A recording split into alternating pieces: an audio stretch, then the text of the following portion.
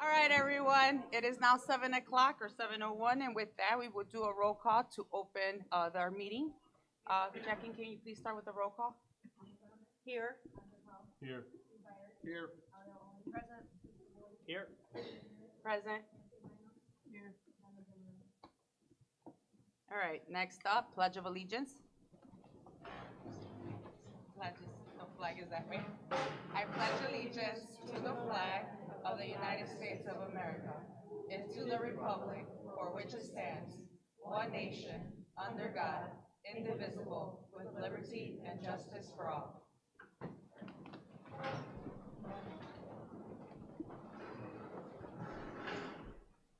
All right, next item is public participation, public comment. Members of the public who wish to speak to the board shall complete a request card prior to the start of the meeting. This section of the meeting will be, what was that? Louder? You can't hear me? I apologize. Louder? There's no speakers, you just have. I just have to project it louder. I apologize. I will redo it, okay? Thank you. Let me know if you can't hear me. I will make sure I use my teacher voice. Okay, public comment. Members of the public who wish to speak to the board shall complete a request card prior to the start of the meeting. This section of the meeting will be reserved for comments from the public. All comments should be limited to 3 minutes. Criticism of individuals is not in order. So we do have several people here today. So with that, I just want to remind that we have 3 minutes for everyone that's coming up to speak. The first person that we have is Veronica Garcia Martinez, and it is based on bilingual students. So we will ask if you could come up here, please. Yes.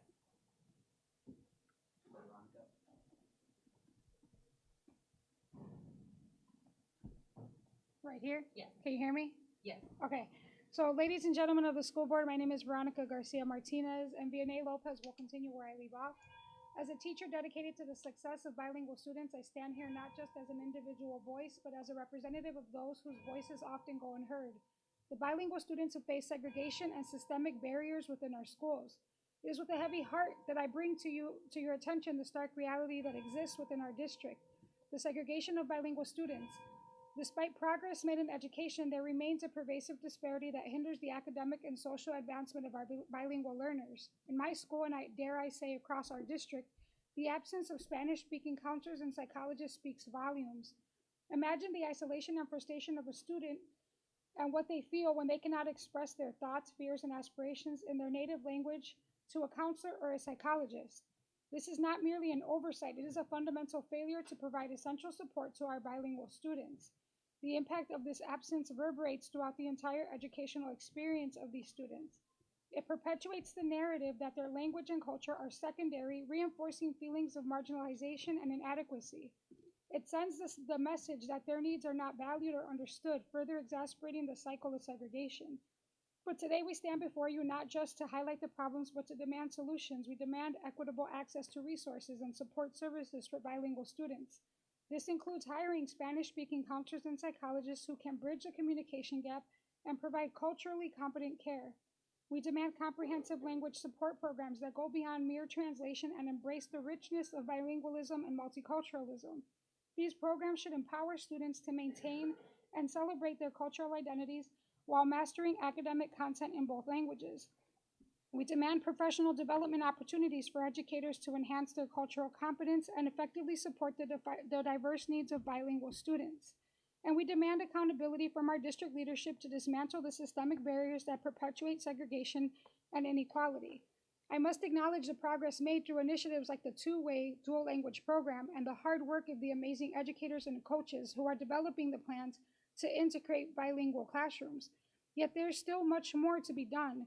If you visit our elementary schools and middle schools, you'll often see one group of working the amazing educators and coaches, classmates, rarely engaging with students outside of their academic and social circle. Staff have tried to encourage interactions outside of their comfort zones, but have been unsuccessful, not due to any faults of their own, but rather to the fault of the district that so quickly placed them together in a bilingual program that has kept them segregated from the rest of the student population their entire academic careers. We have allowed fear and lack of own, but rather to the fault of the district as so. Many of these students feel bullied by their peers because of their accents or language barriers. They feel bullied by their teachers who fail to understand their culture. We must work harder to embrace the learning styles of Black and Brown students. They need discussion and interaction. They need more Thank time. you, Ms. Garcia Martinez. Thank you. We appreciate your time. Next up, Yanni Lopez, bilingual student. They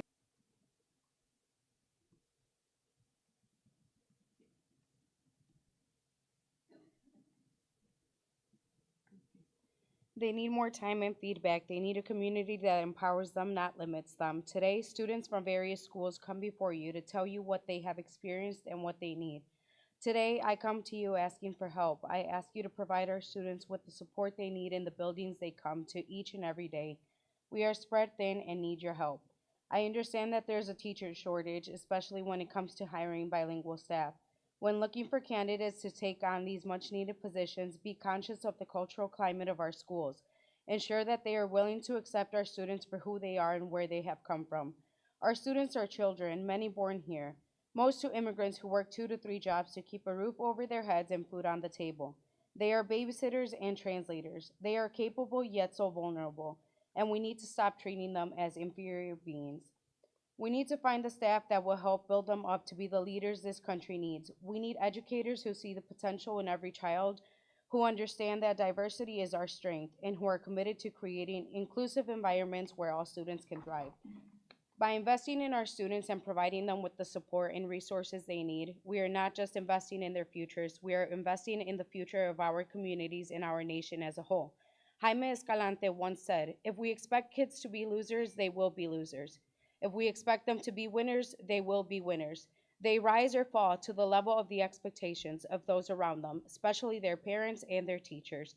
Thank you for your attention, and we look forward to working together to ensure that every student in our district has the opportunity to succeed. Thank you.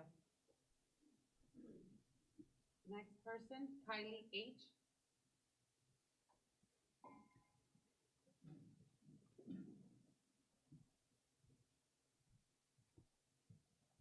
Señoras y señores del Consejo Escolar, mi nombre es Kelly, soy una estudiante de séptimo grado en la escuela secundaria Hanley. He sido parte del programa bilingüe desde kindergarten. Ha sido un viaje difícil, lleno de desafíos y obstáculos que parecen crecer más grandes con el paso del año. Uno de los mayores desafíos que enfrento es el acoso constantemente. Mis amigos y yo, que también estamos en el programa bilingüe, constantemente se burlan de nosotros y somos la burla de otros estudiantes.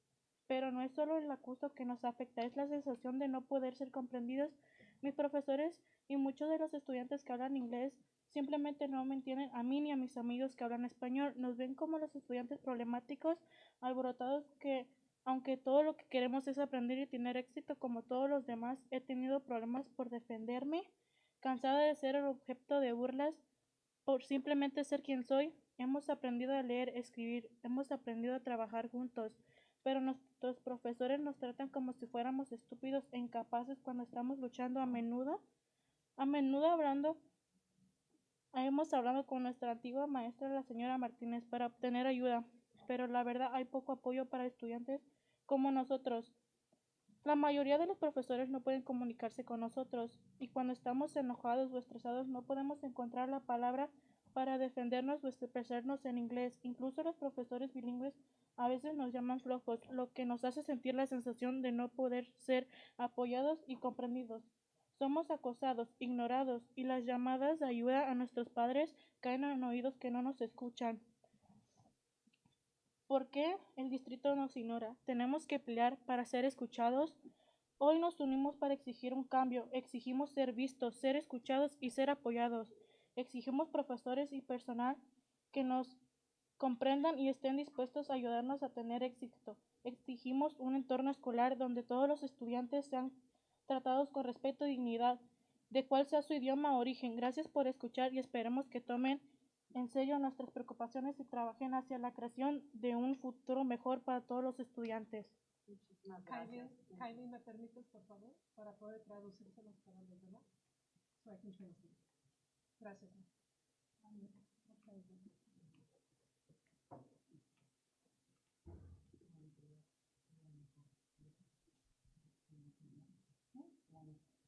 Oh, no, I can't Okay. do that right now. Okay.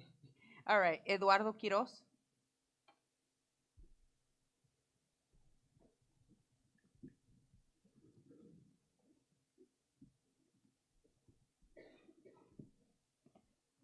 Listen up, ladies and gentlemen of the school board. My name is Eduardo, and I got something serious to share. I am a sixth grade student at Clinton Resident Middle School, and have been in the bilingual program since kindergarten. When I was in elementary school, I had a rough patch, a real mental crisis, but I made it through thanks to my teacher and the incredible Miss Flores, our Spanish-speaking social worker. Miss Flores, she was a lifeline. She made me feel like I could speak in English or Spanish wherever I needed.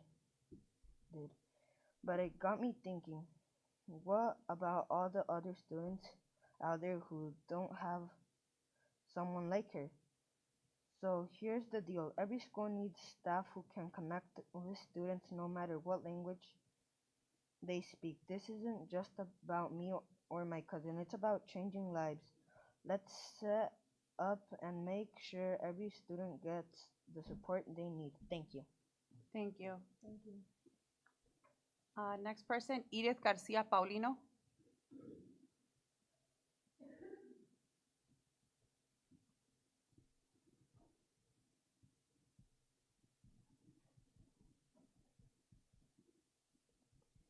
Ladies and gentlemen of the school board, my name is Adi and I'm a 5th grade student at Little John Elementary School. I want to thank you for giving me the chance to speak today. I have been part of the bilingual program since kindergarten. It's been a long journey and I have seen many things happen here in school, some good but sadly many wrong things too. You see, I have always been with the same group of students. We stick together because we understand each other, but it hasn't been easy. The English-speaking students in other classes have always made fun of us. They laugh at the words that we use and how we say them. Sometimes they say mean things like, "Oh, we have to do extra work because there's a Mexican kid." It hurts, you know. It makes us feel like we're not good enough because we can't speak English well. Sometimes we even get told we can't do things because of it. It's like we're being held back just because of the language we speak. When things get tough, I don't always have someone to turn to. I've learned to trust no one except for Miss Flores. She was the only counselor who ever tried to help me. She talked to me in both English and Spanish. She understood me. But even with Miss Flores' support, I would still worry about my future.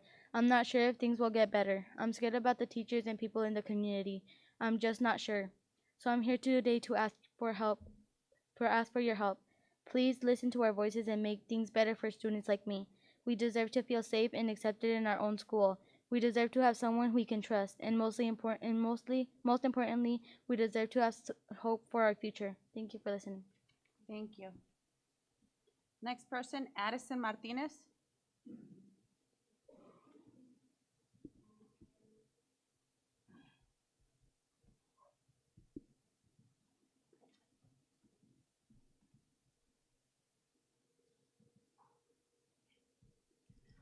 Ladies and gentlemen of the school board, thank you for giving me the opportunity to speak today. My name is Addison Martinez, and as an 8th grade student at Huntley Middle School, I stand here not only to support my mother, but also many of my friends who are facing challenges within our school system.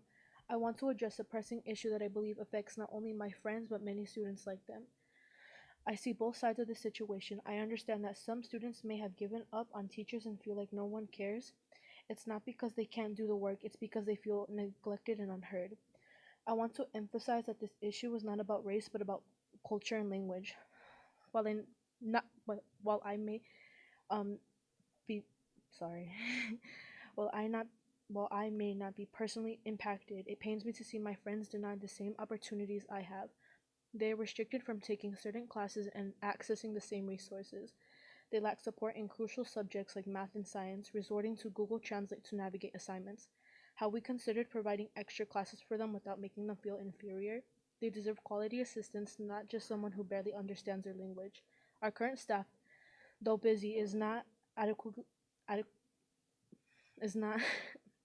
they're not equipped to support bilingual students. It's disheartening to hear them overlook and not understand them. Bilingual students deserve equal attention and resources. It's time we address this problem and ensure they receive the help they need. Let's not forget about those who need our support the most. Thank you. Thank you. Next person, Noreli Rivas.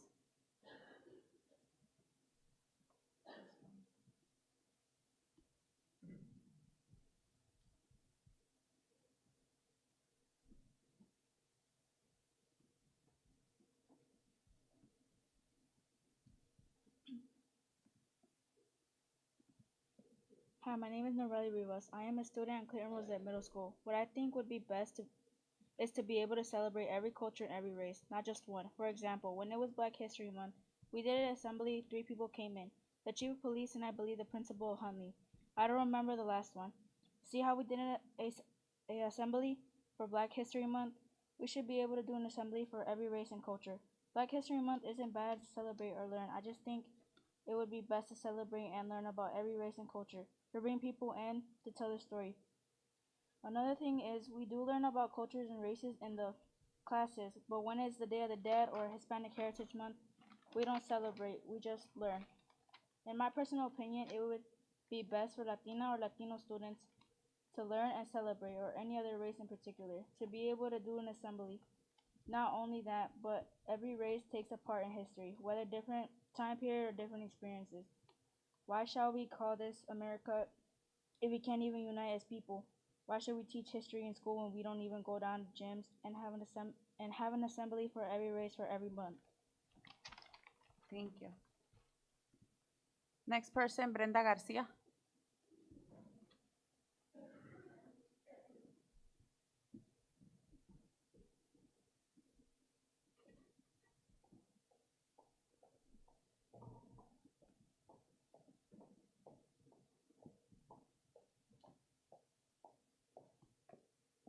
Good evening. Hi, I'm Brenda. I want to talk about something that's been bothering me. I'm an 8th grade student at Clinton Rosette Middle School. See, I'm a former bilingual student, and sometimes people treat me differently because of it. They make assumptions about my family and me, like saying my dad must work at construction and my mom must be a maid. They also think all Mexicans are rude and loud, which isn't true. I want everyone to know that my skin color does not define me or how I act. I'm tired of being bullied, judged unfairly. We all deserve the same chance to succeed. I think we need more help supporting in our school, like having colleges come talk to us and showing us different jobs options. Let's make our school a place where everyone feels respected and can follow their dreams. Thanks for listening. Thank you. Next person, Maritza Garcia.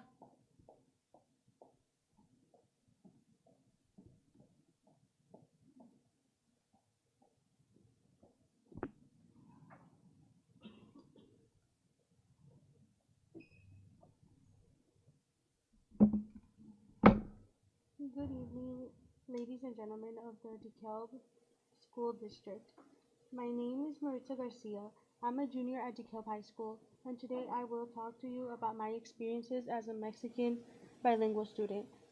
Through my entire school life growing up, I witnessed firsthand the deep-rooted racism and discrimination faced by Mexican families in our community. I saw the hurtful stereotypes, the exclusion, and the lack of support they received simply because of their heritage. This kind of discrimination has no place in our schools or society.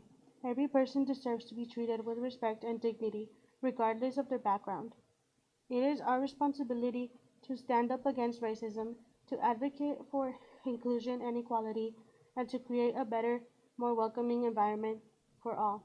Together, we can fight against prejudice and build a future where every individual is valued and supported. Thank you.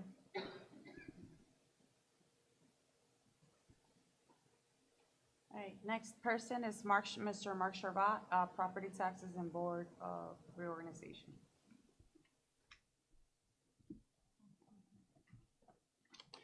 Later on during this meeting, this board will reconvene and elect perhaps a new president and hopefully a new structure here shortly. There is a problem with the dynamics of the way the board is right now. As a previous board member mentioned back in December at the tax hearings, that it's improper for the superintendent to sit up here with the school board. At every other public body, the superintendent sits along the side and does not communicate to board members during the meeting. The board should communicate amongst itself for full transparency. Secondly, I have reviewed the email communications via FOIA that reference the District 428 property tax levy discussion between the district and the county. Everybody got their property tax bills this week. As you recall, District 428 Director of Business and Finance, Amir Doka, informed the board at its April 9th special board meeting that he communicated with the county and came up with options regarding the 428 tax levy abatement as a result of the many property value appeals that were approved by the DeKalb County Board of Review that resulted in a substantial reduction in the EAV for the district. In a conversation with DeKalb County Administrator Brian Gregory, Mr. Gregory provided Mr. Doka with 3 levy abatement options to share with District 428 officials and the public. Mr. Gregory, in an email on March 23rd obtained via FOIA to Mr. Gregory, provided 3 options.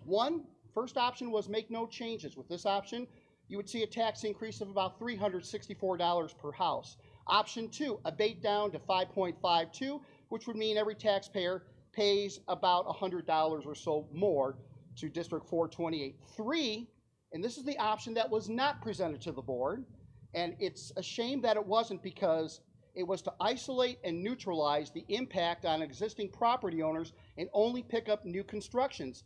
The gentleman from the county informed the board that doing this would hold the taxpayer harmless, which was the intention that this board had back in December that it communicated.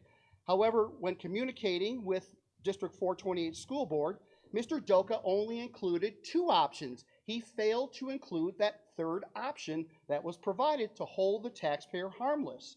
Well, this week your property tax bills arrived, and that $30 increase that was promised in December turned out to be 4 times the increase.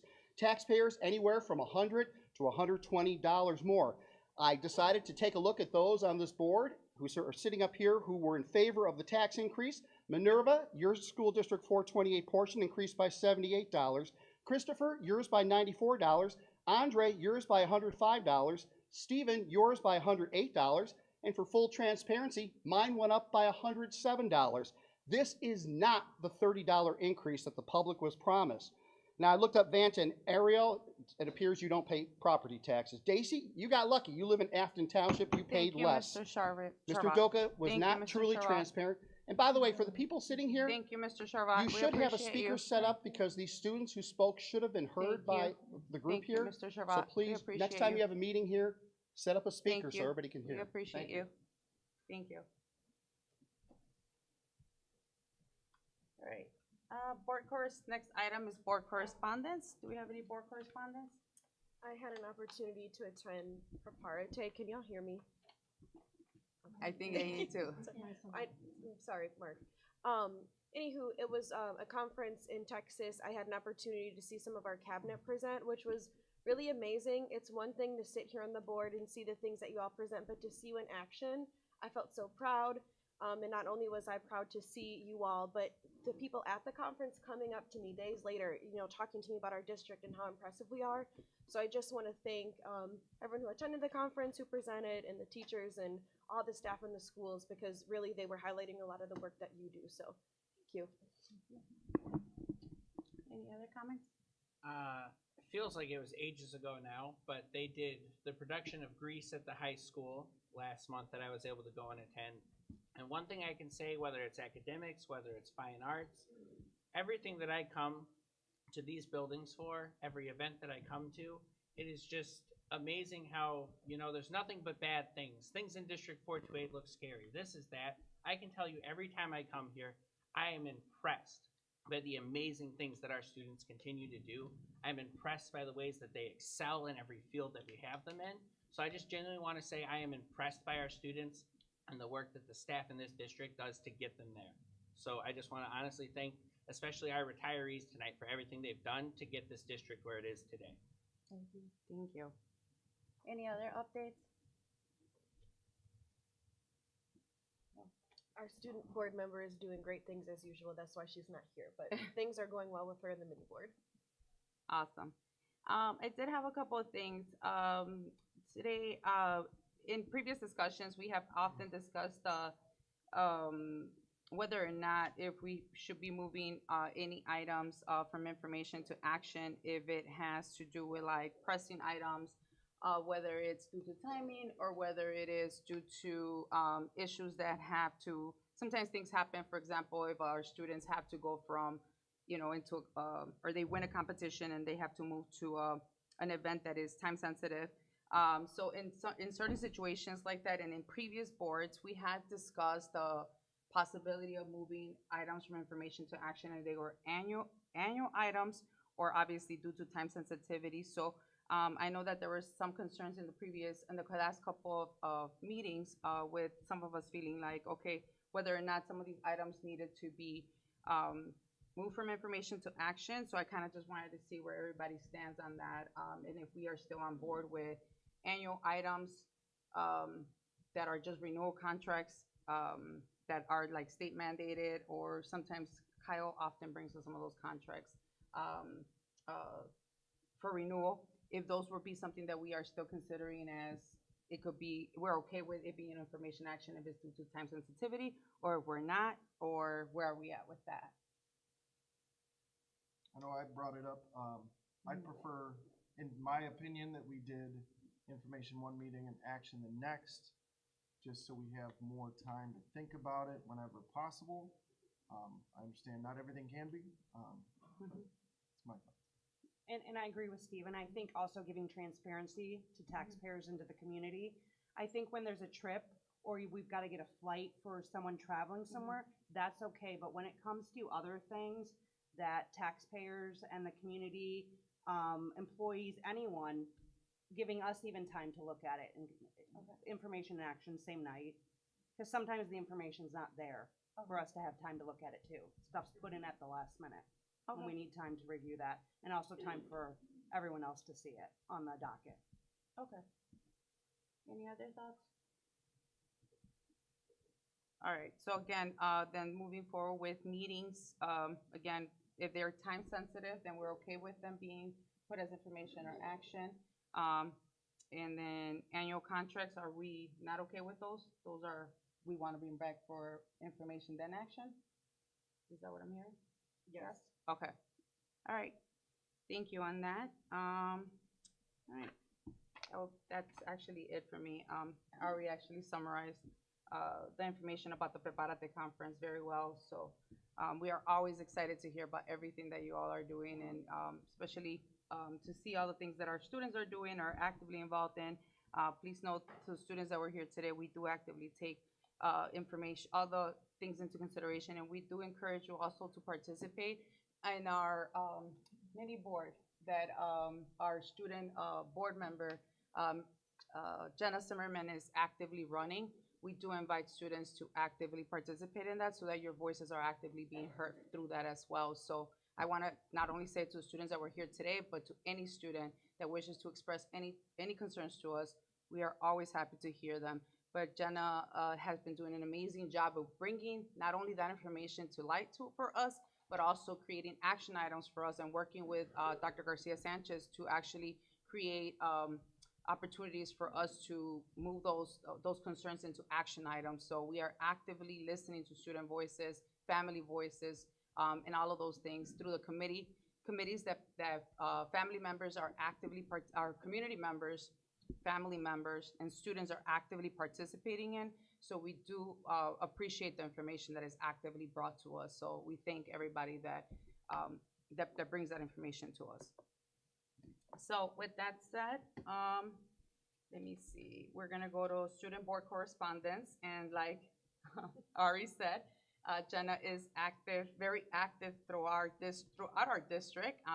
She is busy taking care of some stuff for her own curricular activities. So we hope everything goes well with her for tonight. And then the next item that we have is the Words Award for Excellence in Education, and the recipient recognition. So do you want to do it? Cindy Lofthouse is doing it? Okay, so Mrs. Cindy Lofthouse is doing the recognition for today. So we will give you the mic. I'm sure you can hear me. That's not for you guys. Okay. I'm Cindy Lofthouse. I'm the president of the DeKalb Education Foundation, and I'm just going to say, oversee the Wirtz Award.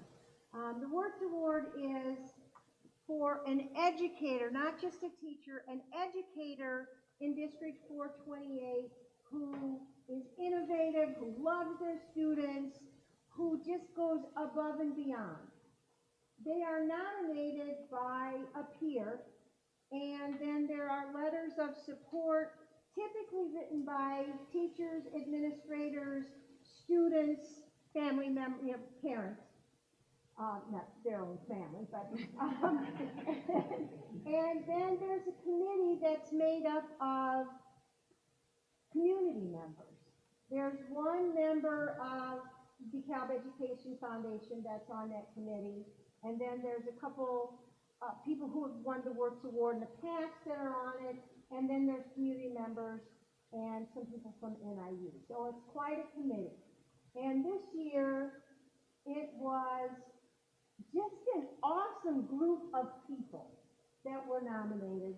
The letters of support were unbelievable. There was one that was written that I just cried over.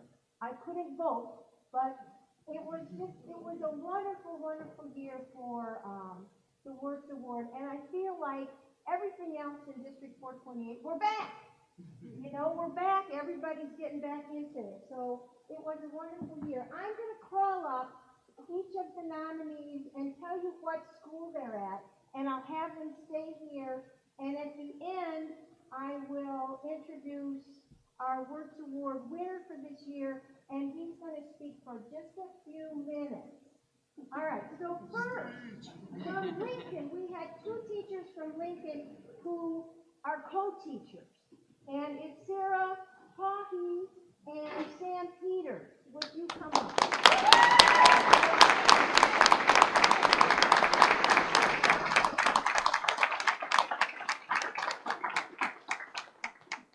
thought I had people with it. There we go. Now I have to come over here. Let's do that. Okay. All right, and then from Tyler, we have Cherish Jackson.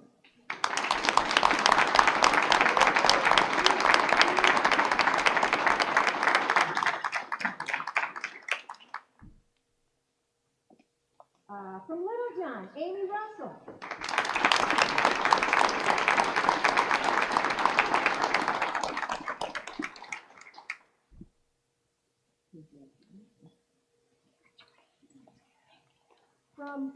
From Malta, Rhonda Schultz.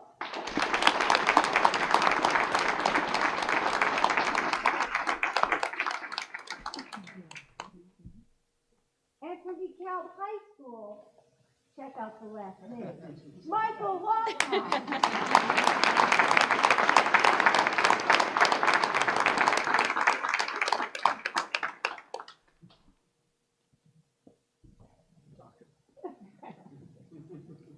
And then the winner for this year. I have to say, when I saw the names, I was like, oh, this is who's going to win it. I didn't even read the letters. It's Greater King, who does so much for so many students.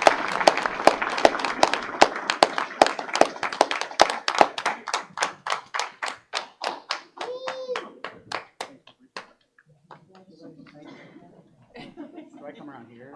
This doesn't work, so you just have to use your gym voice. Sure. Use your music voice. Well, I'm a choir teacher, so I'll use my projecting voice. I'm used to singing in front of audiences, so not speaking as much, but I won't do that tonight for you. I wanted to thank the Works Award Committee for the recognition. I will say, and I'm gonna try to keep it together, I wish that every teacher could have the feeling of appreciation and joy that I felt when I received this. Education is a selfless job, and the nominees that are up here are all worthy and deserving of this award.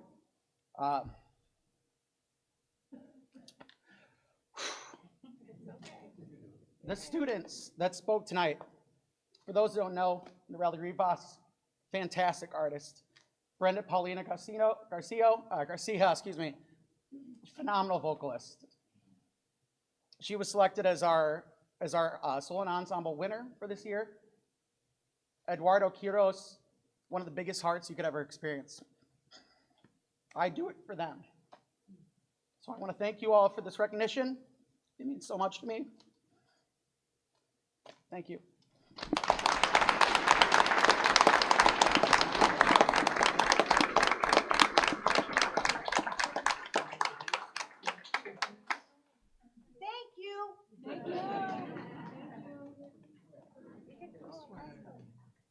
You would like to, if they could come this way so we could come back.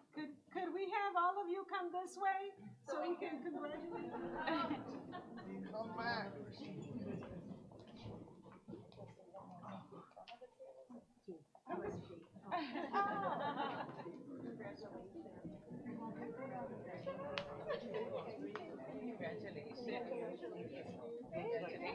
Thank you for everything that you all do. Thank you for everything that you all do. Congratulations. Thank you for everything that you all do. Congratulations. Thank you for everything that you all do. Thank you so much. Congratulations. Oh, no, thank you. Trust me, you have me over here like ready. Keep it up.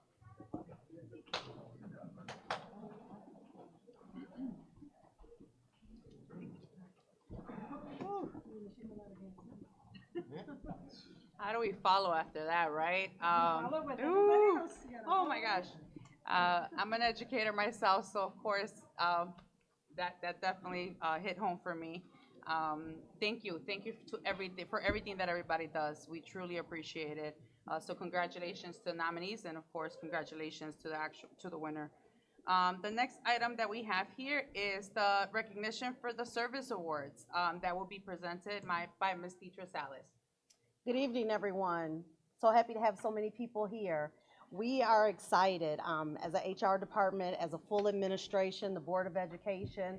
We appreciate everything, all the talents, all the skills, all the love that our staff pour into our students every single day. This is bittersweet, but it's also exciting because we're celebrating years of service, but also celebrating the culmination of those years of service for people that are retiring. So this year we have a total of 121 people that are being recognized for years of service. That's in 5-year increments from 5 years all the way to 35 years. So once again, we appreciate and thank our staff for everything that they do on a daily basis, whether in the classroom or doing any other task that's related to the needs of our students. Everyone is a very vital person to the success of our students here in the district. For retirement, we have 21 people. Give a round of applause for that. 21.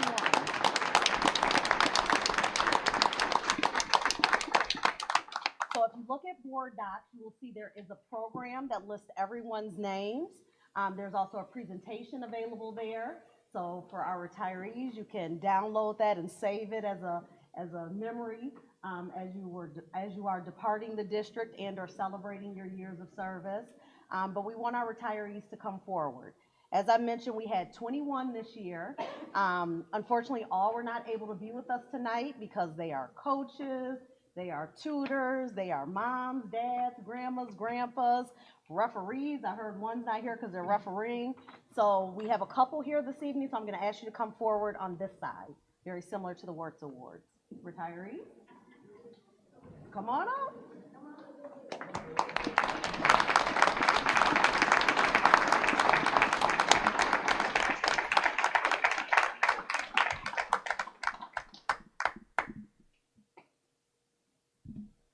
All right, I'm going to call names. I'm going to ask the board to stand. We're going to kind of follow what the Wirtz Awards nominees and winners did, and you'll follow through. You'll shake hands with the board and our superintendent, and we have a gift for each one of you.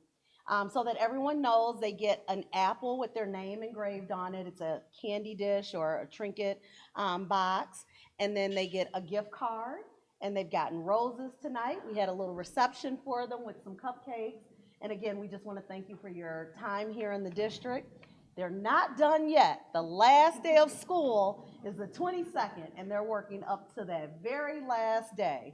So again, thank you very much for all that you've done. When I call your name, you're welcome to come up and start shaking hands. So for retirees, we have Terry Adams, an instructional assistant with the district. Bettina Ball, instructional assistant. Susan Bivens, special education teacher.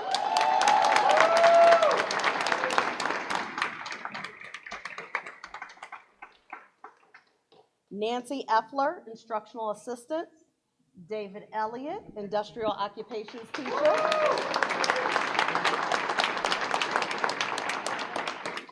Raymond Favor, head custodian. Carrie Fluellen, 4th grade teacher. Catherine Granton, instructional assistant.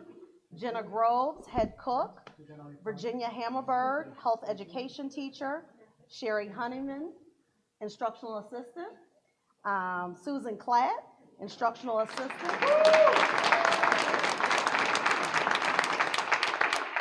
Sherry Malone, cook.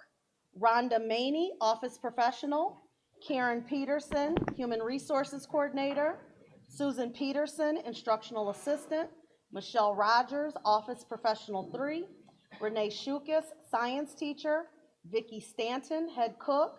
Bonnie Stellantos, office professional 3. And Brenda Tagman, head cook. Many of these individuals actually retired anywhere after the end of last school year up until probably earlier this year. So some are already relaxing and enjoying retirement. But for those that are still with us, we'll see you until the 22nd. So once again, a round of applause for all of our retirees. So for any that are at home listening or watching on YouTube, we have your gift. We will get it to you very soon. For those that are being recognized for years of service, we have trinkets for them as well, and we will get that to them by the end of the school year.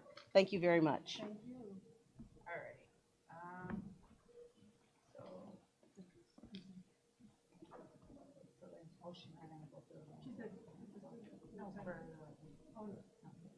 I didn't know she was gonna. Because it's. Okay, got it. Okay. Awesome. Well, thank you, Deetra. All right, the next item, it is consent agenda. Well, thank you. First, again, I want to, reiterate what Ms. Deetra Salas just stated to everyone. We are very grateful for all the years of service that everybody has invested into our district, into our, working with our children, and all we know the amount of effort that goes into all the work that you all do. So thank you very much for everything that everyone does daily to make our district work and to, make sure that our students' needs are actively met. So thank you, thank you, thank you. We cannot thank you all enough. So again, congratulations on the many years of service. And for those of you that are retiring, enjoy retirement. After, right. Okay, so consent agenda. It is recommended that the Board of Education approve the consent agenda items 5B through 5H as attached. Is there a motion? So moved. Second. Roll call. Yes. Yes. Yes. Yes. Yes. Yes. All right, thank you. All right, old business, curriculum materials request, which is the pre-calculus. This is an action item. It is recommended that the Board of Education approve this materials request for Hornsby A graphical approach to pre-calculus with limit 7th edition, copyright 2019 for approval at the next meeting. Or the next meeting, do you mean this meeting? Yes. At this meeting, because it was from last meeting. I apologize. It's not updated. But nonetheless, it is an action item. So again, it's an action item. It is recommended that we approve the materials that they requested for the AP pre-calculus class from last meeting. Is there a motion? So moved. Second. Roll call? Yes. Yes. Yes. Yes. Yes. Yes. Yes. Thank you. All right, item B, new materials request, MSHS post-secondary planning resources, schoolings. This is an action item. It is recommended that the Board of Education approve the materials requested for schoolings material for both the middle schools and high school. Is there a motion?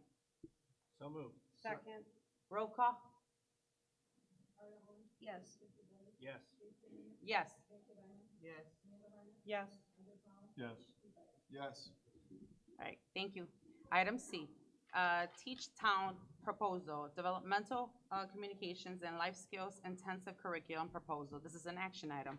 It is recommended that the Board of Education approve this curriculum materials request from Teach Town, developmental communication and life skills intensive curriculum proposal. Is there a motion? So moved. Second. Roll call? Yes. Yes. Yes. Yes. Yes. Yes. Yes. Thank you. The next item is item D, materials renewal request. Is a formative and Nusella? Okay, this is an information action. Is this supposed to be also an action item? Yes. Okay, because this is information, Jackie. So it's an action item, right? It says action on the. Oh, okay, I'm looking at the agenda item on the actual site, but yes, you're right, on the actual listed, it is an action item. Okay, so let me read it again. It is recommended that the Board of Education approve this request to renew the formative and Usala resources. Is there a motion? So moved. Second. Roll call? Yes. Yes. Yes. Yes. Yes. Yes. Yes. Thank you. All right, future elementary school updates. Do we have any updates? All right, awesome. And now with that, we will be moving on to adjourn to Sendai. This is an action item that the Board of Education adjourns Sendai. Oh, you read. Okay. Okay. All right. So opening of the meeting, President Pro Tempore, call the meeting to order. Roll call? Yes. Here. Here. Here. Present. Here. Present. So at this time, we'll take on nomination and election of officers. Nominations will be open for President, Vice President, and Secretary of the Board, after which voting will take place for each office. At this time, nominations are now in order for the office of President. I nominate Andre Powell for the office of president. Andre Powell is nominated. Are there any other nominations for the office of President? I nominate Daisy Ramirez for president. Daisy Ramirez is nominated. Are there any other nominations for the office of President? I nominate Chris Boyce. Chris Boyce is nominated. Are there any other nominations for the office of President? Daisy. Daisy Ramirez is nominated. Are there any additional nominations for the office of President? So at this time, if there are no further nominations for the office of President, nominations for the office of President is closed.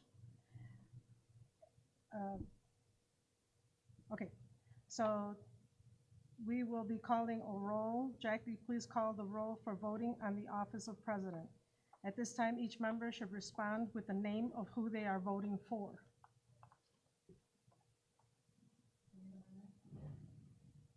Chris. Chris Boyce. Daisy. Daisy Ramirez. Chris. Daisy Ramirez. Daisy.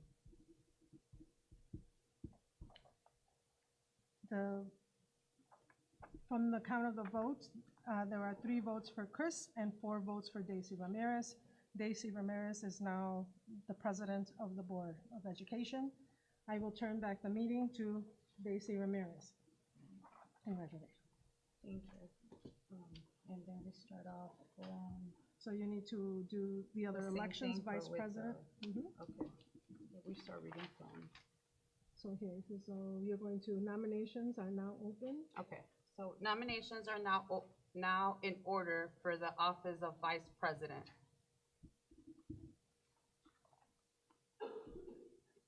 I nominate Chris Boyce.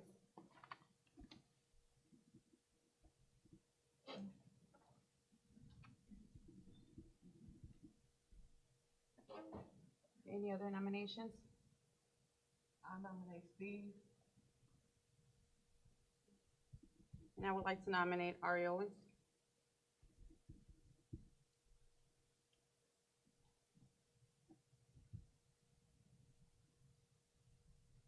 Are there any other nominations? Okay. Okay, let me see. Let me pick up from. If there are no further nominations, nominations for the office of Vice President are closed. If Jackie, can you please do the roll call for voting of the office of Vice President, please? Chris Boyce. Steve. Aria Owens. Chris Boyce. Ari Owens. Chris Boyce. Chris.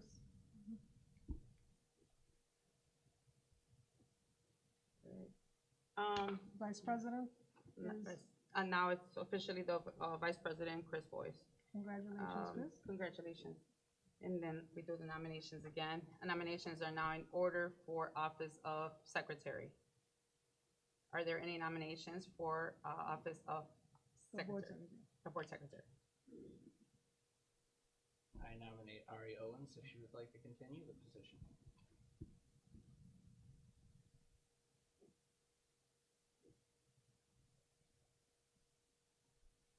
Any other nominations?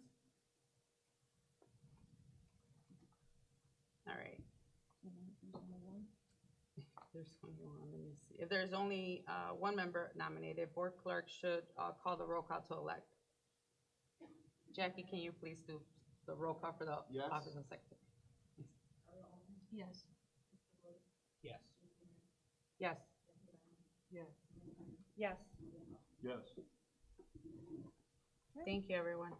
Thank This you. is always so confusing, this sheet, so I apologize. Thank you. Okay. Oh, then you gotta do. All right, so then the appointment of The board clerk. the board clerk. Yeah. Let's see. Number 10, okay. This is, okay, that the Board of Education appoint Jackie Pringle as the board clerk of the Board of Education. Is there a motion? So moved. Second. Roll call? Yes. Yes. Yes. Yes. Yes. Yes. Yes. Okay. And the next one is appointed treasurer, right? All right, then item 11, which is the appointed treasurer. This is an action item that the Board of Education appoint Armir Doka as the treasurer of the Board of Education. Is there a motion? So moved. Second. Roll call? Yes. Yes. Yes. Yes. Yes. Yes. Yes. All right, and then with that, we do the reseating of the board, right? Okay.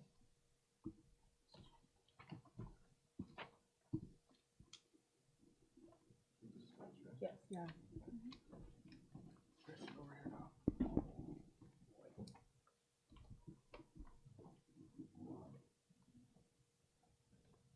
Congratulations, Chris.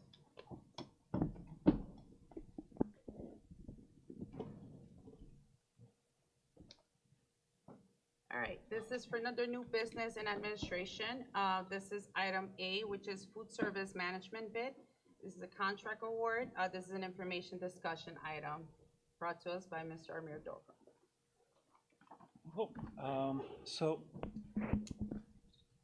our food service program is a hybrid program. We have our contractor, our food service managers, and we also have district staff that run this program. The food service management company, they provide us with management, servers, cashiers, supplies of the food, and the district staff is our cooks, head cooks, and our food service manager, which for us is Mike Chanis. So we go every 5 years for a bid as prescribed by our federal National School Lunch Program guidelines. In the past 7 years, we've used emergency contract due to COVID. We've had Aramark, and previous to that, we had Chartwells. So it was time for us to go for a multi-year contract for our food service management company. This time, we went through an RFP process. It was based on a few criterias for quality. We had 5 vendors who were interested. They came, toured our facilities, and submitted their bids. Our criterias were cost and financial proposal, promotion of health and well-being of students, local food products, hormone and pest practices, animal welfare, contracting with small and minority business and women's business. We checked their references, and Those who passed the 7 criterias, we've added 2 vendors to move to the eighth criteria, which was site tours on one site, one district that they were managing. We took this opportunity to have students also to be part in the selection committee, and we'll let them kind of bring what their opinion was doing this tour.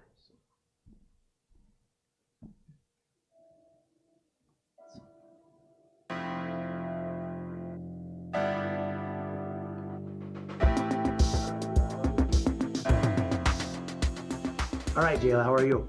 Good.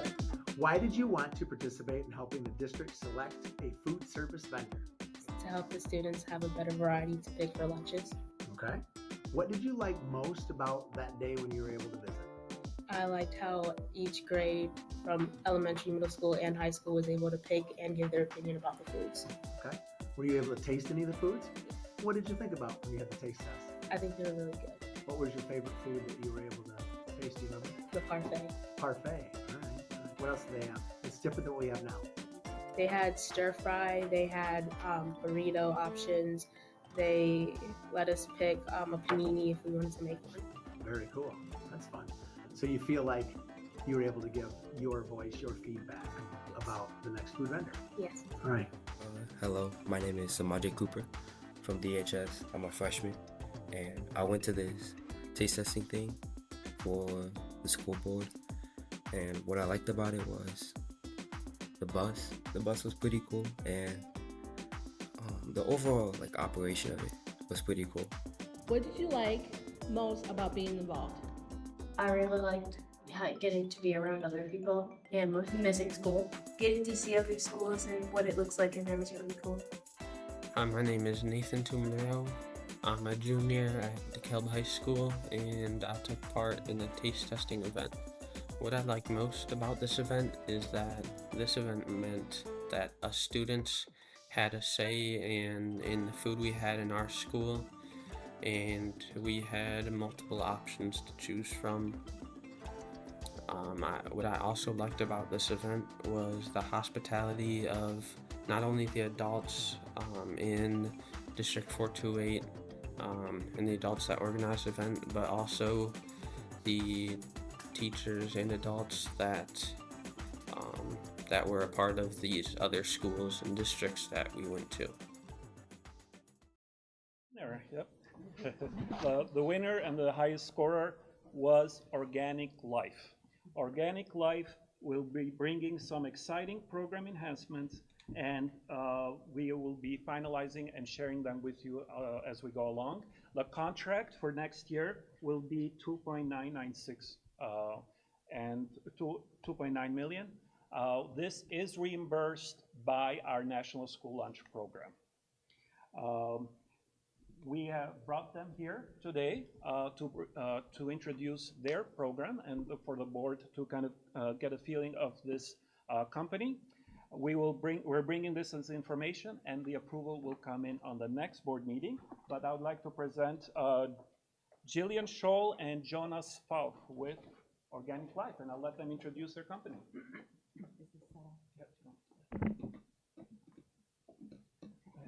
Thank you so much for having us.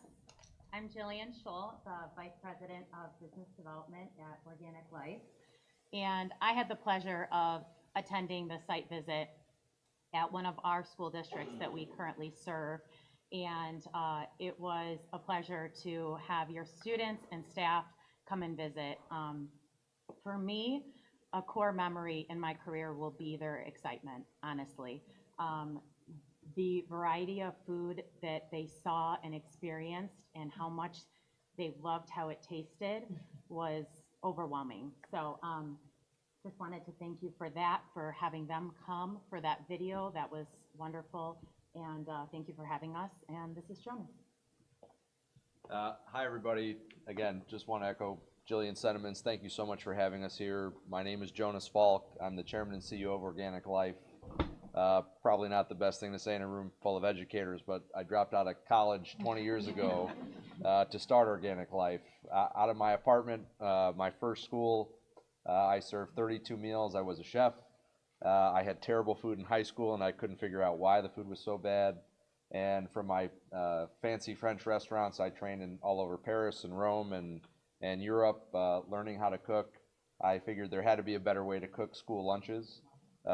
In these 20 years, it's crazy to think this year Organic Life will serve over 100 million meals across the country.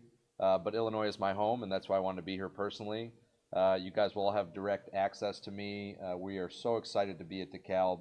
The whole premise of Organic Life is creating a restaurant-style food service environment within the school space. And I think that's the reason why we've grown into the largest food management company in Illinois and why we continue to grow every single year. The kids were amazing. I want to thank Amir and Mike for, this is one of the most extensive processes I've ever seen, and it really shows how much this district cares about the students. It was amazing to see how in depth and in detail you guys went into finding a great provider, and that speaks a lot to the community and the school district about how they feel about the kids and what they want them to eat every single day. I'm not a huge PowerPoint guy, but we've got some stuff here for you folks. Really, this is a company that's owned by chefs, it's run by chefs, and it's built by chefs. And you're gonna have more chefs in your school district next year. 80% of our 10,000 plus employees are culinarians, and that's how it should be. We're here to serve great food and hospitality. And we refer to every student as a guest, because that's what they would be like in a restaurant, and that's been a core mission of Organic Life for 20 years. Every student or teacher is a guest in our cafeteria, and we're here to treat them. It's the hospitality business at the end of the day, and this is no different than any restaurant that I ran 20 years ago in fine dining. So again, we are just thrilled to be here. We're gonna bring huge changes to your cafeteria, and just kudos to the entire board and the team here in the community for running such a great process. It was amazing to see, to take the time to come to Indian Prairie School District and visit and get the kids involved. And you know, this was not a process that was just stamped. You guys really did a ton of research, and we're just very appreciative that we're here at DeKalb, and we hope to be here for a long time. So thank you all so much for having us. Thank you. Thank you. We're happy to hear a lot of those things. Thank you. We're looking forward to the partnership.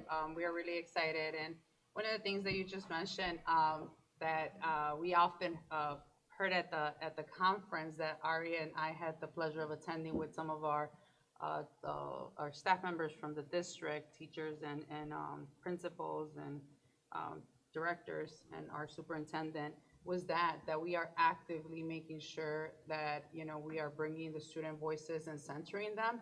And I really appreciate you sharing that you know, that you noticed that, because that's one of the things that our presenters that did the presentation on some of the initiatives that are taking place at the district presented on at the conference, and a lot of people commended on, like, all across the nation, right? There's districts from all over the country at this conference, and they commented and commended the work that we are doing in centering the student voices and bringing that into the spaces to where we are actively trying to make decisions, while we also take that into consideration. So thank you for pointing that out again. We appreciate it, and we look forward to the partnership. Great job. All right, so consensus to bring this back? Yes. Any questions, by the way? I apologize, we got so excited, like, hey, this is cool. No, okay, awesome. So we have consensus to bring this back. Thank you. Here, the summer hours for 10-month administrators. This is an information item. Before I begin, I wanted to recognize Maurice McDavid with one of our consent agendas. We approved him to be the principal of Mitchell Elementary. So if he could come up here so we can recognize him a little bit and congratulate him.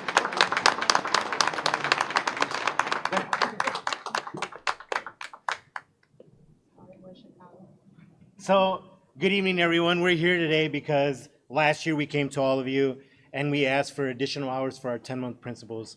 For those of you that don't know, our 10-month principals, they work 10 months, and they actually, after student attendance, they have 5 days that they work after, 5 floating days, and then they come in about 10 days before the school year starts. However, we use a lot of their days. But we provide them with some excellent professional development.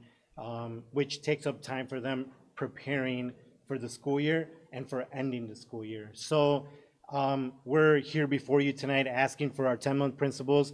All our elementary principals are 10-month and about 6 at the secondary, for them to have up to 10 additional hours after their floating hours to be paid out of our Title II grant.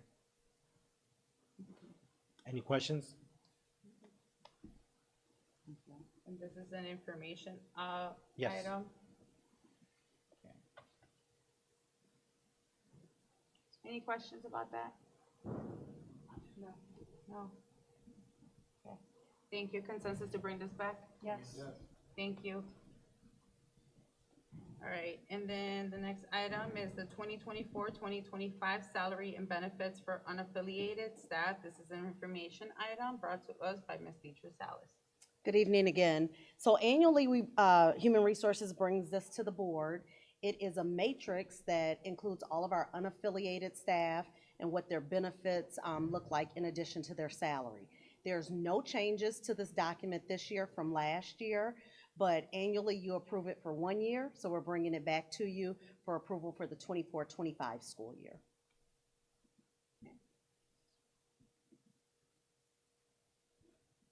Any questions about that? And is this one of the ones that was due to time sensitivity? So previously, you have approved the contracts for all of our administrators for the 24-25 school year, and this should have been attached with it, but did not come. So there are no changes, so I would ask if the board is willing to approve it. We could get this to our administrators as they sign their contracts before our 10 months depart for summer break. Nice, that's why I was asking, Yes. because of the time sensitivity. Mhm. Would we be okay to motion this and move it to the, yes? Okay, Thank you. thank you. So moved. Thank you. Any second, anybody can second that? Second. Jackie, roll call? Yes. Yes. Yes. No. Yes. Yes. Yes. Now, is that just to make it action, or do we still have to? Now we have to vote on it. Okay. All right. So then it is recommended that the Board of Education approve the unaffiliated salary and benefits recommendations as attached. Is there a motion? So moved. Second. Roll call? Yes. Yes. Yes. Yes. Yes. Yes. Thank you. All right, item D, Professional Relations Committee, DCTA program, course approval, salary schedule, credit, and CWC course approvals. This is an information item brought to us by Ms. Beatrice Salas. PRC, or Professional Relations Committee, is a DCTA committee that works collectively with Human Resources. And this is the opportunity for our DCTA members to go back to school, get additional training, additional credits, and even additional degrees in order to move on the salary schedule. The way the Professional Relations Committee works, there's, we'll call it an application process, where our educators submit their coursework, whether it's individual courses, a program, or course within a course offerings that the district offer to them. The committee reviews them, we approve them, and after we approve them, we bring those minutes to you for your approval. Per the contract, every year, September 5th, we need transcripts provided to us. We review those transcripts, and as they've earned more credit hours based on where they're at on the salary schedule, they may move into a different lane that will then get them more, or would result in additional compensation. So attached are the minutes from our last meeting, and we're seeking approval from the board. Okay. But this is an information item. Yes. So, okay, so consensus to bring this back? Yes. Thank you. All right, then the next one is the district GPS electronic monitoring policy. This is an information item brought to us by Ms. Beatrice Salas. Ta-da! So the district, trying to move into current days, we have added GPS to all district-owned vehicles. That includes our facilities operation vehicles. We have food trucks that do food delivery, and our driver's ed cars. This is for the purpose of being able to locate vehicles if necessary, not to track staff, but for the purpose of being able to track our assets, our vehicles. We've worked with our legal team. Our paralegal, Shauna, looked through state law that supports GPS as related to employees, and we've devised a policy that has been reviewed by legal that we are looking to get approval by the board so that we have policy to support the addition of the GPS systems to our vehicles. So has it already been installed, or this is asking for approval to be installed? So the devices, they have not. I had to ask Tammy because I do not install devices, but no, they have not been installed, but we are seeking approval for the policy, but we have informed our unions that the devices may be installed, and based upon that, if they had concerns, none of them had concerns. We explained to them there would be a policy to support that, and they were all in agreement with that as well. Is, I guess, there a reason that we feel we're needing to do this? Are box trucks just walking away, or? Protection. Anything stolen? Nothing has been, but we also don't want it to come to the point that that has happened, and then we can't locate our assets. So new cars, we just got donated cars, correct? They have trackers in them. The electric car. Yeah, okay, Yes, but the how electric. old are the other driver's ed cars? I would have to defer to, would you have that answer, Sarah? Because I guess we're bringing forth, and it's not that it's a whole lot, but $11,700, and we've never had a problem. So you're asking to put GPS in cars when there's never been a problem. That is Like, correct. where did this come from? Like, why did we just all of a sudden one day say we want to put GPS in cars? Again, it's to protect our assets. We don't want it to become an issue where, Does it lower insurance? Does it give us any benefit? We're putting money out, are we getting anything back? I can't speak on the Okay. insurance. I'm going to defer to our mayor Okay. because he's more of our insurance on that. Okay. But I will say, in this past year, we have replaced a significant number of vehicles within our facilities fleet. I would say our facilities assets range well over $2 million. And it is a common practice amongst school districts to have the tracking for the assets because of the dollar amount that is now is put into the purchases of those vehicles. Can we look at how many of those vehicles have them in them, where the police could track it if it got taken? I can only speak on my department, not the high school Right. assets. But we have 21 vehicles, and they are not any part of a GPS tracking Okay. system in the 21. And I believe we've replaced, I believe it's been 8 of our trucks and vans, and we'll be looking to replace one of our box trucks in the upcoming year because we're constantly improving on our fleets. But this past year, there's been a significant number because we finally got to the point where we can replace them because the vehicles are available and out in the world, because new vehicles were not. So then that discussion came up because it is more of a common practice amongst school districts in any of their fleets, from facilities to driver's ed to the activity buses and such. Just so that, to be clear, for the activity buses and the driver's ed cars, our concern had been more about if a car, let's say, goes down or stops somewhere, that we would be able to ping that car and be able to locate it. GPS for getting from place A to place B isn't the same as actually identifying the car and where its true location is. So that's the only nuance of that, except for the electric vehicle. In that case, yes, that is the case. But for other vehicles, that is not the case. So that's why we recommended the activity buses and the driver's ed cars also have a tracking device on it. God forbid, if anything happened and we would need to find a vehicle, we'd be able to find it much quicker. And as we replace vehicles, those are premium features on a vehicle, so that would be subscription fees we would pay in order to have access to the GPS systems on the vehicles if they were built in. All cars nowadays, new stuff, even without those, police can track them. You can be tracked. Police can track them, but I'm saying our availability Right, too. so I guess I'm understanding why, if we've never had a problem, where is this coming from? prevention of a So, problem. Amir, does it lower anything with insurance if we put? I'm not aware there is like a cost saving, let's say, but it is a recommendation from insurance, always as an added layer of protection for our district assets, but also the safety of students. I think Because it's like, you something. put a home, electronic, alarm system, it lowers your. It thing, does. so- I'm not aware that it's gonna lower it that much, like cost savings. I can look more into it. Where I think really more of our angle is to protect our assets, know where they are, but also safety for students. So for the next meeting, we'll find out if there is any Yeah. insurance cost savings. Yes. Because if that can offset some of the expense, then you know what I'm saying? I mean, that would be great when you can say, hey, we're gonna lower our insurance X amount of dollars, so it offsets some of that annual $7,200. Yep, we could do that. Yes. So for the May 21st meeting. I'll bring that. Any other questions? No. Thank you. Thank you. All right. Then consensus then to bring it back with more information, or more information? Okay, thank you. The item F, which is the school counselor and web coordinator summer hours request. This is obviously brought to us. Let me see. It's just by you?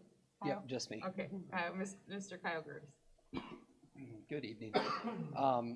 Historically, when I say historically, for the last several years, the board has been, or there's been a request from middle school administration as well as high school to have some extra hours available to counselors at both the middle and high school, as well as our web leaders or coordinators, to be able to do different tasks over the summer to prepare for the upcoming school year. So for example, our high school counselors will be doing a lot of work with students, whether it be move-in students and transcripts and setting up schedules for the fall, adjusting schedules and credits based on courses that were taken over the summer and passed or failed, as well as doing new tours for students that come to DHS. In addition, our middle school counselors do a lot of that orientation type of thing and also building schedules. They have a lot, like credits aren't a thing, but they do a lot with families and students to get ready for the start of the year. And then our web coordinators, and web stands for Where Everybody Belongs, which is a program that has been at our middle schools for, and of course Brant left, I think it's over a decade at this point. I think last year might have been 10 years, but it's for a long time. Really quickly, what it does is 8th grade web leaders, which they have to go through a recommendation process as 7th graders by teachers. They have to go through an interview process to kind of build some skills in that area. And then they ultimately have to be selected as leaders in the school. And that means leaders in all kind of aspects, character, mentorship, kind of how they conduct themselves in a school. Then what they do is they go through various training with our web coordinators. And then the following year, when they're 8th graders, the incoming 6th graders, every 6th grader is part of a cohort that is paired up with different web leaders, student leaders.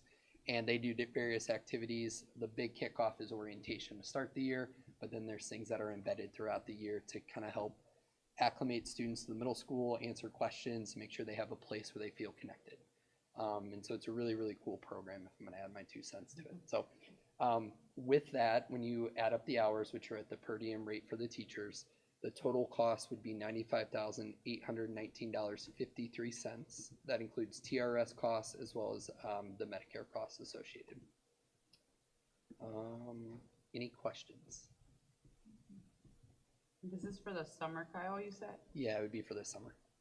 By the way, the web program is pretty awesome. My daughter was a leader at Huntley. Yeah. And it's pretty awesome to see the leadership, both building leaders, we're building leaders, and ultimately like providing that mentorship, which is pretty cool. Yeah, it's cool. The coordinators do a great job, and I know both administration at the middle schools dive in a really fun way too. It's pretty awesome. All right, any questions? With it being summer hours, I mean, I know like summer, will we be in time for it to At the be? 21st meeting, Okay, yes. cool. Yep. All right, awesome. Consensus to bring this back? Yes. Oh, yes, of course. Now, normally, this is covered by Title I, this is covered by Title II. I don't see any titles covering this. This is one. covered by the. This is covered. Yeah, local funds. Yep. By the budget. By Figured the out budget there. money. All right, any other questions? No. No? All All right, consensus to bring this back? Yes. Thank you, Kyle. All right, so the next one is additional pay for school level administrators. 1003, school improvement is an information item brought to us by Sarah and Billy. Sarah and Billy. Thank you so much. As you know, we strive for continuous school improvement. We come to you many times a year to give you progress on our goals and a renewal of our strategies. At the end of each year, for the cycle for the next year, our school improvement plans are on 3-year cycles. Our schools that are in designation and in planning years require quite a bit of extra work, and ISB recognizes that and allows us to use Title I 1003A for our designated schools to pay our administrative teams additional funds for the extra work that they do. It's a lot in those planning years. They have to complete IQFs, they have to do air surveys. You've heard me come forward and talk to you about the air contract and our services with them. A lot of extra meetings, a lot of extra planning, a lot of data disaggregation with our teaching and learning team.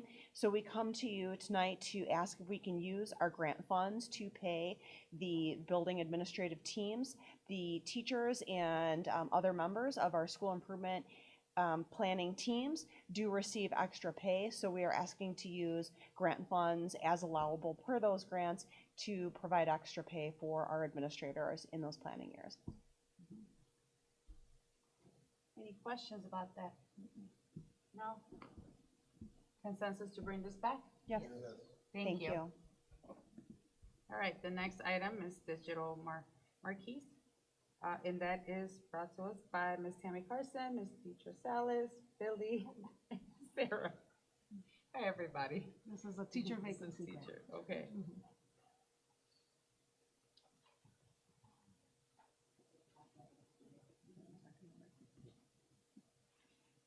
Okay, I won the microphone to speak about marquees as well. We have learned a lot about marquees as part of our recruiting and retention efforts and the need to advertise our positions and further highlight the work that's happening in our district. They are highly visible in our community, provide real-time access for updates, and we would like to use the teacher vacancy grant, which was already approved in the IWAS system for ISB, to use these funds. We are now seeking permission from you to use it at the locations delineated in the summary and recommendation to install these at those locations so we can use them as real-time information and advertising dissemination. So one of the things that Ms. Harness, you were asking about, do we get something back with GPS for insurance? One of the great things with the digital marquees is we don't have to pay recurring marketing fees year after year after year, like for billboards and all of that, because that's something that's just there. It's ours now, so we can self-market ourselves. And we already had the need to upgrade or put in new. So when we're talking about digital marquees, like the one outside of Huntley, as you scroll by, so I can say I read that every time I drive by. Yeah. So I just want to make a point that they are something Yes. that catches people's eyes. You know, the spelling bee, the young Yes. new student that went to the spelling bee was on there like last week or 2 weeks ago or something. It's Yeah. funny that you mentioned that because that's the reason we came up with Yeah, I think it's a great. Even idea. the reminders, Yeah. so like half days. Yeah, Oh, that's okay. Yeah, that's awesome. I'd just like to interject that in the summer, we do ask the buildings to put up information, on their signs that we are hiring. Yes. So even with people gone for the summer, they can access those options remotely. So that could hopefully encourage and increase our recruitment Especially with efforts. people out and about walking around. Yep, And, yeah. absolutely. And this will Creative. be coming, I like it. yeah, I know. Yeah. This will be coming out of the teacher vacancy grant, correct? Yes. Awesome. Any other questions? No? All right, consensus to bring this back? Yes. Thank you. All right, next item is summer fall projects, playgrounds. This is an information item brought to us by Ms. Tammy Carson. Thank you. What I'm bringing forth tonight is as we've gotten closer to the end of the ESSER 3 distribution, there has been funds that have been identified that can be utilized for playgrounds, is what they are being earmarked for. since this was just identified, as you know, I'm well past my typical bidding time frame to be able to get this done for the summer. But there is the option, similar to what I brought forth with the track repairs, is that we can go through a co-op, which provides the best pricing that they've already basically bid on through approved contractors. So what I'm asking for tonight is if consideration would be for information and approval on this, if at all possible, because there is a time sensitivity to this. We are already know that we are going to have to be replacing these playgrounds and doing the renovations, and this would be at Jefferson and Littlejohn once the school year has started. I will not be able to accomplish it this summer because of the timeline to get the equipment ordered and delivered and on the schedule. So I've worked with the administration at Jefferson and Littlejohn that they will be able to have a portion of their playgrounds open for their students, and then we would close another portion, remove that equipment, and then replace it. So, but again, the sooner we're able to move forward with an approval on this, that it would be, for example, 2 weeks sooner that the playgrounds potentially could be in place and the school year not be as disruptive to those buildings. And these are this is out of ESSER funds, correct? ESSER 3, yes. And I know that there is a time sensitivity with even ESSER funds of when we have to use them by too, right? That is correct. Distribution must be done by the end of September. Oh, September. But then, of course, you're looking for it for purposes of construction and. It's both. Right. Correct. So is this something that you were looking to also move to an action item because of the timing? Or is it something that you can wait until the? If the board would consider moving it to an action item, that would save 2 weeks of the schedule, because again, this came up on such a late notice, but again, I know the consideration has to be approved. Right, so where are we at with that? I motion that we move this to an action item for tonight's meeting. Okay. Roll call, Jackie? Yes. Yes. Yes. Yes. Yes. Yes. Yes. All right. Thank you. It is recommended that the Board of Education approve administration to move forward with the playground replacement projects at Jefferson and Littlejohn with an approximate budget of $300,000 with funding provided with the ESSER 3 grant funds. Is there a motion? So moved. Second. Roll call? Yes. Yes. Yes. Yes. Yes. Yes. Thank you. Thank you. All right, good luck with that. All right, that, item J, approval of Board of Education meeting schedule for 2024, 2025. This is an information item. Brought to us by, usually it's Deetra or us? Us. You. That's you. That's Oh, you. that's us. Well, Deetra usually is like, hey, this is your schedule.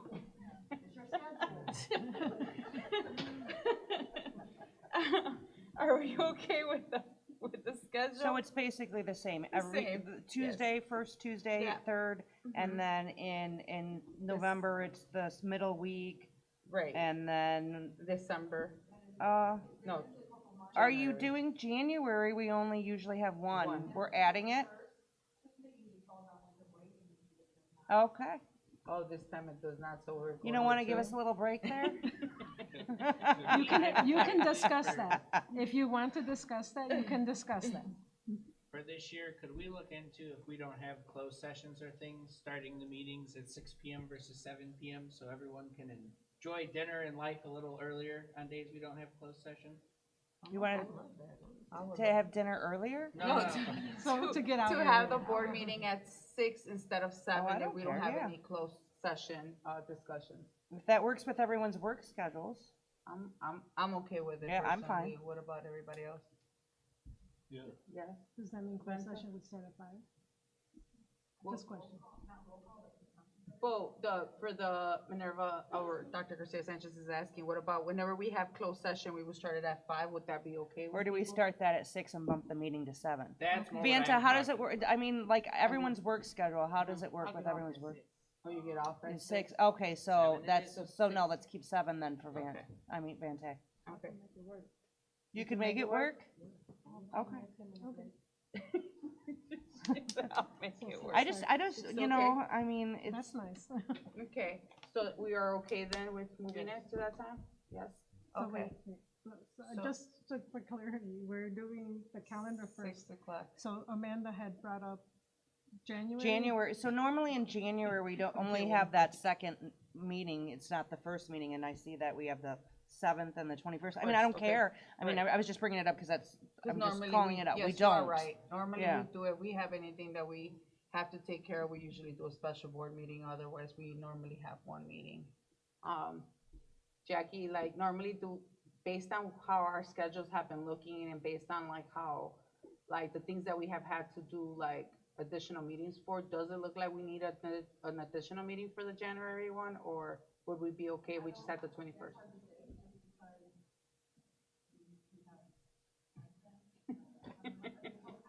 It just depends.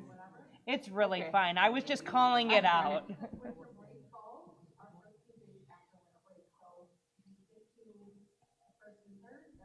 Mhm. Okay. I mean, maybe it'll just be a really short meeting that day. Maybe we get lucky, There you right? go. All right. So vote So- one thing first on the other thing. Yes. So one of the first thing then, the approval of we're okay with the calendar being Mhm. as is, right? Yes. Okay, and then the second thing is, we are okay with moving then the meetings to 6 o'clock, starting in the absence of a closed session.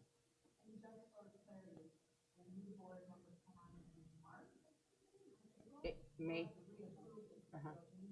Mhm. Right, the next year, yeah.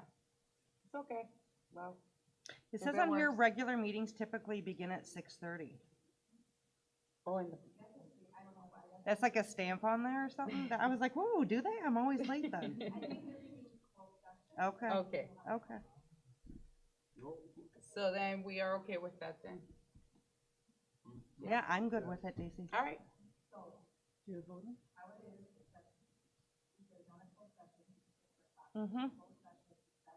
Yeah. Yes. Mhm. And as long as the public is aware of it, we should be okay, right?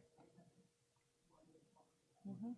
Thank you. Perfect. So this is an information action item, or is this Just information item? information. Okay, information. Awesome. Okay. Thank you, Jackie. So do we have consensus to bring this back then? Yes. Thank you. All right. The next item is item K, HMS track repair project is an update. Is an information item brought to us by Ms. Tammy Carson. Thank you. At the previous board meeting in April, the board did approve the repairs to the Huntley track. Some further conversations took place after that approval with the track coaches, which there are some coaches that are present in the room. Todd Halloran and Kevin Beverly have been patiently waiting for this item. Because again, they brought some concerns to me that we ended up taking back to the contractor in regard to the thickness of the track that was not included in the original quote. Concerns brought forth, which they can elaborate more should you have questions, is it relates more directly with the injuries that potentially could happen and have happened to our athletes. Would you like to maybe, since you're here, come say something? Okay. Thanks for hearing us, everybody.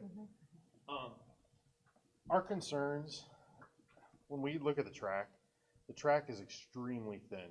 It is one of the thinnest tracks around.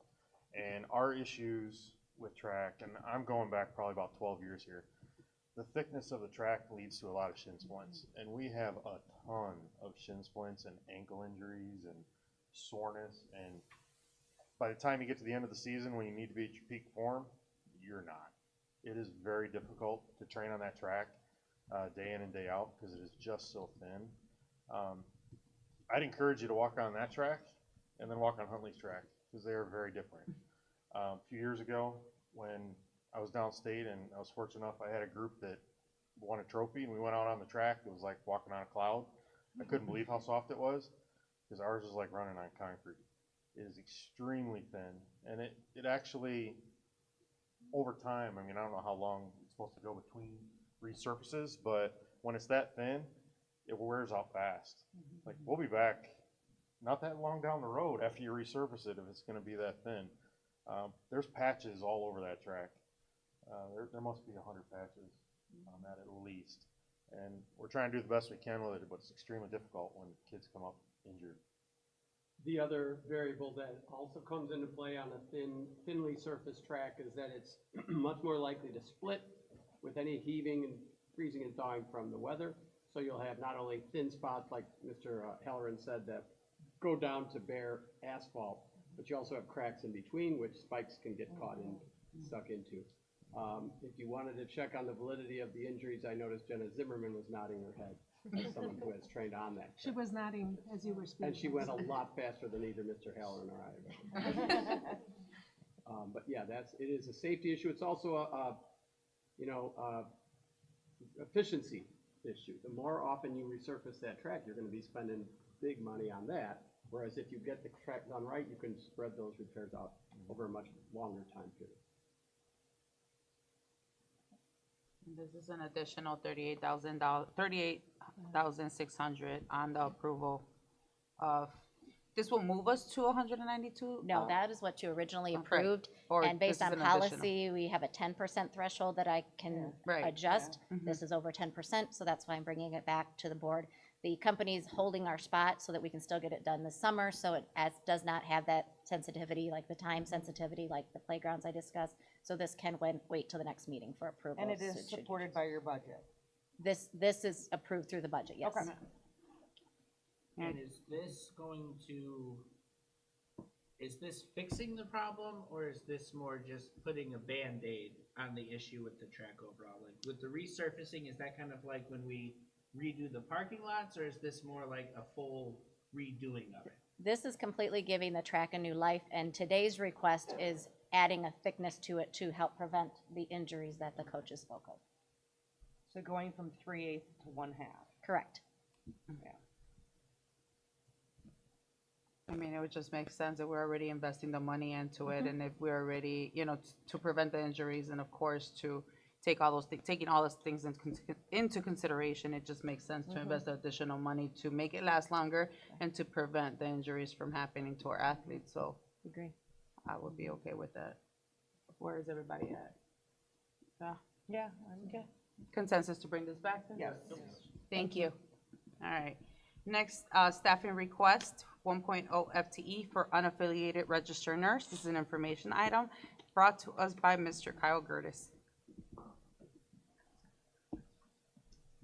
All right, good evening. Way back in November of 2023, I stood before you and kind of explained a situation that we were experiencing, which caused a lot of shuffling of staff on almost a daily basis to cover our health offices, so we had the right trained type of health professional available to the students in that building based on what they need. The board graciously approved the additional FTE for the remainder of the current school year, 23-24, and we wanted to track the effectiveness of that in providing additional coverage should we hire that person. On April 9th, that person started in their job, so it gives you a little indication of how hard it is to find nurses right now, but we did have somebody start on April 9th, so I just want to come forward right now with some data. Small sample size, but I do think it's pretty reflective of what we've seen. So since April 9th, and this, granted, this isn't up till today, it's up to last Wednesday when I submitted the board doc. All the school days between April 9th and that point in time required that nurse to sub in at least one school, so 100% of the days. There were multiple days where that person had to be in 2 schools, and there was even a day that the person had to be at 3 different schools at different points in time. Keep in mind, this is in addition to what we have, which isn't a very deep sub pool, but we do have a few people that on occasion are able to get a call in the morning, come in and fill for vacancies. So we are looking at this data and projecting out based on what our historical experience has been, what this small sample size is, and what we anticipate the need will be next year. And we are asking the board to go ahead and add this FTE for the 24-25 school year and beyond to help address some of the coverage we need for medical needs for kids. I will say that there are other conversations happening around this. It's not just adding staff and then spreading people around. We're trying to analyze the situation a little bit more deeper and try and understand the absences. The reality, though, is people do have time off, they have family, they have illness and things like that. And so for the most part, generally, that's what we tend to run into. Any questions? Oh, I'm sorry, the cost. The total estimated cost is $73,709.73, which would include base salary, benefits, and insurance if elected. And no title in front of this. This would come out of our local funds. And this is again, just, for the person that we just hired for this. This is you seeking it for next year. And we didn't put a sunset date on it at the end of next year. So this would be an additional FTE starting next year. I'll say indefinitely, but until the need dictates otherwise. Any questions? No. Consensus to bring this back? Yes. Thank you, Kyle. Yep, thank you. All right, the next thing is staffing request, extended school year FTE request. Again, brought to us by Mr. Kyle Gertis. Yep. So as we are getting closer to the start of our extended school year program this summer, that process is a little bit tricky because we have students that qualify under certain criteria to be eligible for extended school year, which is a special education program. The recommendations happen, and then we kind of go through the process of determining is the student attending or are they declining. So the needs fluctuate a little bit. In talking to Kim Lyle, who's our principal this year, as well as Candace Coleman, who's the assistant principal, they have identified a need for 5 additional FTE, 1 speech and language pathologist, 1 office assistant, because we are going to be operating ESY in 2 schools. Initially, they thought they could cover both health offices with resources, and now they're thinking a little differently, mostly in terms of student safety and physical safety of buildings. And then instructional assistants that are required based on students that have that need or support written into their IEPs. So that would be the request today, is that 5 additional FTE, which would total $1,808.51. In addition, and this is more information for the board, so when we brought forward our initial request for staffing for ESY, but also the other summer programs, we listed the assistant principal for ESY, but we did not, and it was my mistake, did not include the dollar amount associated with that. So the board has already approved the FTE. What I'm kind of informing is the $7,000 cost of that for that assistant principal. So to clarify, the ask tonight is to approve 5 FTE for ESY at the cost of $11,808.51. So it's just an additional, so we already approved them. You're asking for the addition of what you're. The 5 FTE, correct. The ESY assistant principal position was approved, but I didn't put the salary amount on. Gotcha. So it's informing that was a cost. And this is a summer school, you said, for summer school? Yep, for extended school year. Is this an item that is time sensitive because of the summer school? It is, but in working with human resources, what we've done is we've posted the positions as anticipated, knowing that it does pen board approval.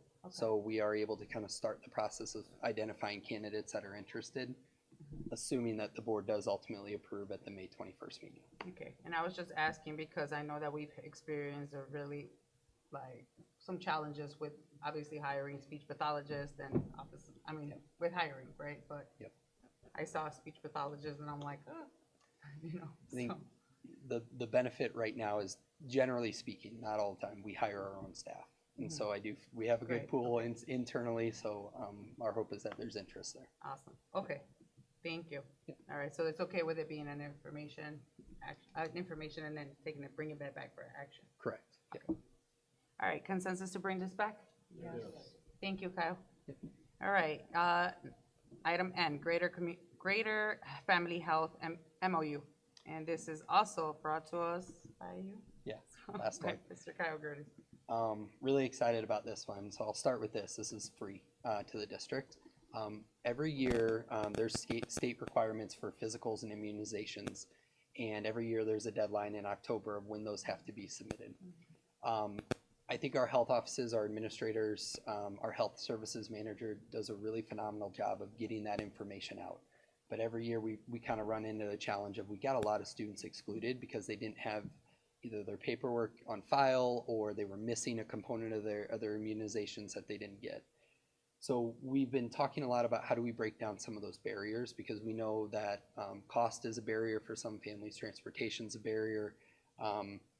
So we started to engage in some conversation. I want to give Stephanie Condon, our health services manager, a lot of credit. she reached out to Greater Family Health and said, hey, here's what we're experiencing. Is there any way that we could partner together on this? And so what is before you tonight is a memorandum, MOU, I'm gonna butcher that if I say it, that basically has an agreement between us and Greater Family Health. Well, they will come on site for 2 days next fall to be able to do physicals and immunizations for students. Parents would have to be, approval and be there on site depending on the age and things like that. But we also have the option to potentially add more days. So if we see that the need is higher than what we've anticipated, they're willing to add another date for us. So I do see this as an exciting opportunity to hopefully break down some of those barriers that our kids and families experience while keeping as few as students as possible excluded beyond that October 15th date. Any questions? This is awesome, and then there's no impact, like you said, it's no impact to there's no, but basically no money attached to this, so it's definitely a great partnership to have, and it's a great opportunity for our families to take advantage of it, so great job with setting that up to all the staff that were involved in this process. Of course, Stephanie's great, so her connections with the community have really paid off. So. Definitely. Any questions about this? Thank you for that. Consensus to bring this back? Yes. Thank you. All right. The last item, MOU KCC Trio Upper Bound, brought to us by Sarah. Last but not least, this is not a new partnership that we have, but we are formalizing it with a memorandum of understanding, or an MOU, to be in alignment with our policy and processes. So we have worked with Kishwaukee College to collaboratively develop this MOU. It is free. The program is funded through a grant that Kishwaukee College applies for and receives. And those of you that may not be familiar with the Trio Upward Bound program, it is to help support our DeKalb High School students in academic preparation for college. There's education and career planning, baccalaureate attainment, college admissions, financial aid information. It's a good partnership. All right. Any questions about it? Consensus to bring this back? Yes. Thank you again. And I agree that Trio is a great opportunity. It's a great program. All right. And then the next item, it is the superintendent report and update. So after that, we should be ready to wrap up. Yep. So on to you, Dr. All right, good evening, everyone. So there's a few things that I want us to get just information out there to everyone. First is that our athletic department, our AD, golf, has put out a survey to 353 students answered from 7th to 11th grade in regards to 2 additional activities that we'd like to add, 2 sports. So girls flag football and boys volleyball. These 2 garnered 70 to 80% of the students that were surveyed wanting to ensure that we had that ability to have those 2 sports. With the boys volleyball, we don't see any issues. We know that there are competitors out there. We have the space, all of those things we're good with. With the flag football, the girls flag football, we'd like to be able to pilot it this year, this coming school year, because number one, there aren't quite as many teams out there. So we want to be able to have the young ladies play and practice and do all of that to build up for the second year. And in that case, by then, as everybody else is onboarding to having the sport, we will too. And then we'll have a full gamut of a girls football, flag football team too. So I'm excited about that. I know everybody out there is excited too. So more teams to go watch and cheer on. Boys and Girls Club, there's going to be, as I've been mentioning, a summer pilot. They will be running after programming for the summer school on those 4 weeks, which is about a 12 to 5 p.m. And the Boys and Girls Club are really excited about that. We have 150 spots. We are still filling those up. I want to remind folks at home that if you have children attending summer programs, all of our STEAM programs, feel free to reach out and find out how you can get connected to the Boys and Girls Club afterwards. So great opportunity to do activities, to stay in shape, to be tutored, to just have a great opportunity in the summer. We all know that that pool's not going to be open. So we want to make sure our kids are doing something that is productive. So I'm looking forward to seeing how that goes and really excited about what that could mean to the district. I want to, again, thank our teachers and our staff. This was Teacher Staff Appreciation. And, you know, I want to thank a few people like Jackie, Deetra, Shauna, and others that were gracious enough to spend their weekends putting together the wonderful little gifts that we shared with all of our teachers and staff. Every single person in this district received a treat on Monday morning at their location. That was a popcorn basket and other treats, so it was really nice to see that, and I hope everybody enjoyed them. But I wanted to thank them because I'm going to take the credit. They just did the work, right? They did a great job, and I'm going to take the credit, really. So thank you to them. And then I want to thank, of course, the 21 individuals that will be retiring. I'm sad to see you go. I thank you for everything you've done to help us build a great district. You're leaving your legacy behind, and you're always welcome to come back and sub or help out in any kind of way. So we look forward to seeing you. And again, the 21 that are retiring, of course, are invited by me to a special meal on August 22nd. If you haven't RSVP'd yet, please do so by contacting Jackie Pringle and letting her know that we will be having lunch together on the 22nd on me. And then, of course, there's a couple of congratulations that I want to make sure that we talk about. Congratulations to Coach Mike Reynolds. He's been named the 2024 District Coach of the Year, and, wait, hold on, and the 2024 inductee into the Illinois Basketball Coaches Association Hall of Fame. Hey. So congratulations to you.